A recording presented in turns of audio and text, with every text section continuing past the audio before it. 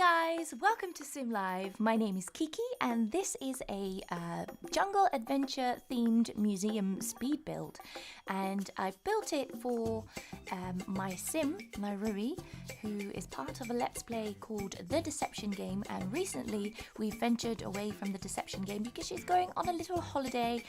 She's exploring Selvadorada, finding treasures and new powers that she can use against other sims, and that let's play is actually called Jungle Deception.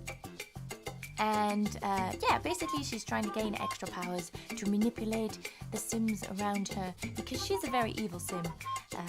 She is the evilest, I'd say.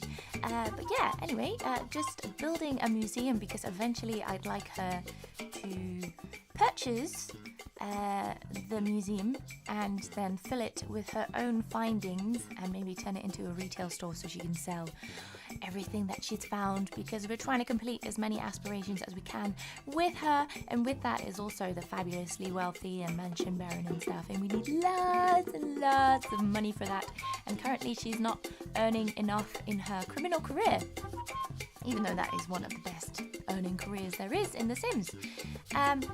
Just on the side, those walls, I tried as best as I could to, if you're going to build a buy mode,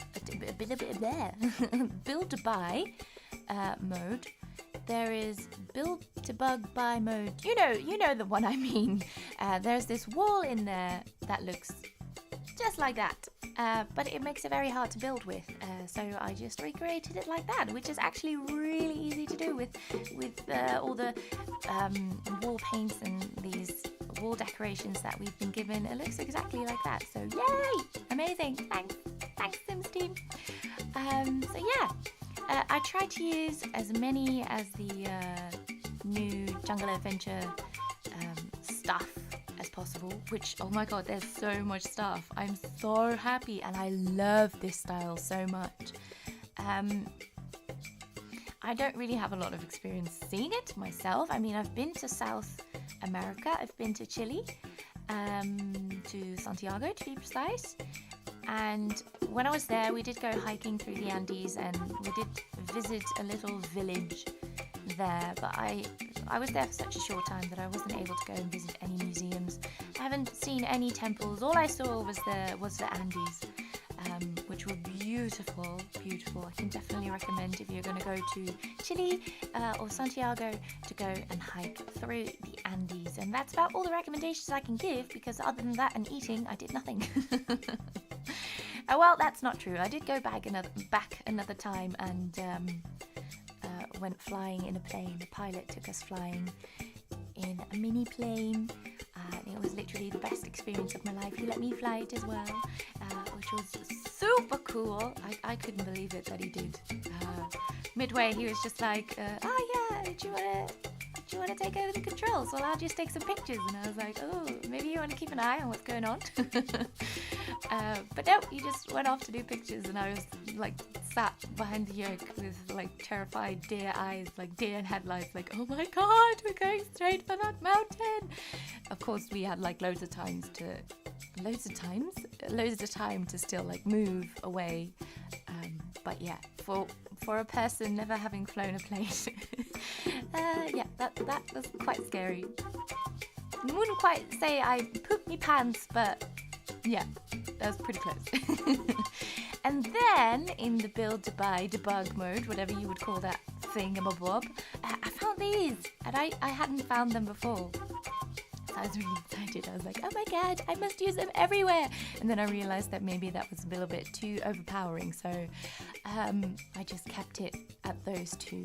So now we're just working on the archaeologist's room. So lots and lots of research material in there. Just going to add in the archaeology table and some bones on there, so as if they're trying to date like what date it's from, or maybe even some royalty, some Omiscan royalty, you never know. But yeah, and then of course, because it's a museum lot, I had to add in loads of paintings, because I didn't realize that the first time that I built a museum. Well, obviously, usually you would think, oh yeah, a museum should have lots of paintings. But because this is like a museum for all the relics and the treasures, that I didn't realize I had to have all those paintings. So yeah, basically you shove the walls full of paintings, but it fits. Like there's a map on there for research and stuff, so it all works. So yeah, just trying to shove in as much research material as I possibly can, all the books on the shelves and stuff. So that, yeah, it was a lot of work. And then I put a little lab in. I'm not quite sure what that lab is meant for, but in my eyes, the function of it in here is to help determine what materials are made of and to authenticate them and to do some sample research and stuff. And then just a little carpet to keep your feet warm. A little potted plant that I very much like.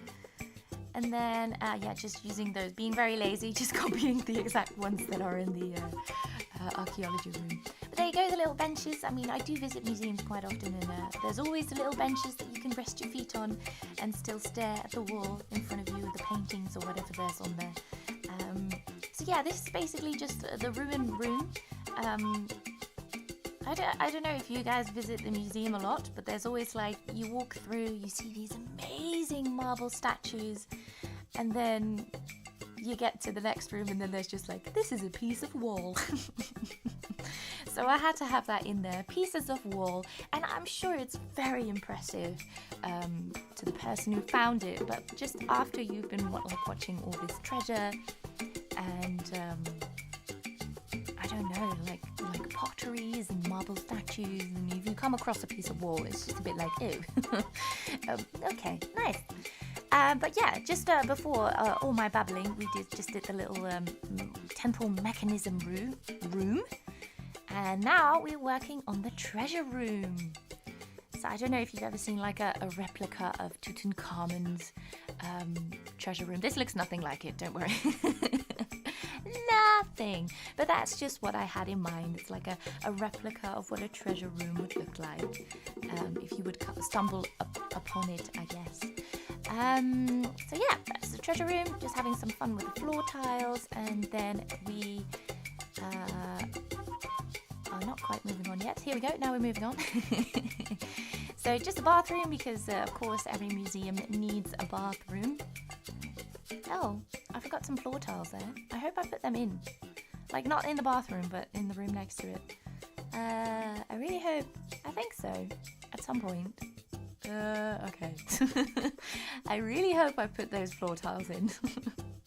But yeah, just putting in the bathroom, putting in some new sinks. The new sinks that we got with the stuff like... Oh my gosh, I'm having so much trouble speaking today. Jeez. I don't know if that last toilet is usable, but I wanted to use that cupboard, so it's going. It's going in there. And this is just the foyer. Would you call it a foyer? Just the reception hall. So very simple. And then just working on the courtyard. Putting in some extra plants and stuff. Because yeah, the building has no windows on the outside, because I wanted to use the maximum wall space for all the... Oh yeah, there we go. I put the floor tiles in for all the decorations and the wall decorations, but so that's why all the windows and stuff are on the inside, so you still get plenty of light. Well, mood lighting. Like, it's not like bright in your eyes. So yeah, I use these two display cases. I mean, to be honest, I really wish that we could fit more in there, because it looks a bit drab. I'm not gonna lie. Or maybe that if the white could be like a different color. Because I would just like to shove it full of treasure. Now what am I getting onto? Oh yes, and then I found this little librarian bookcase, and I was, okay, let's get rid of those boxes and shove that in, because that's perfect for the research archaeology room. And then I'm just popping in the lights and using the debug lights, or whatever you call that thing. I could have put more effort into it, but I'm lazy, so I didn't. Wait till we get to the garden. That's absolute laziness to its fullest. But yeah, and then we have the big totem in the middle of the courtyard. That actually reminds me of a museum that I saw in Cairo, where they had one of those obelisks in the middle of the courtyard of the museum. So I thought I'd recreate that in there. A little bit of pots and plants. And now we've gotten to the garden. Hold your breath. This is going to be like a lazy ultimate because I found those big compilations of plants that just fill like the entire garden. Like, boop, you're done. So that made my life a lot easier. But no, wait, I'm going to get lazier. I'm like, no, I don't really want to do the back. Let's just put those walls in and be like, don't look past here.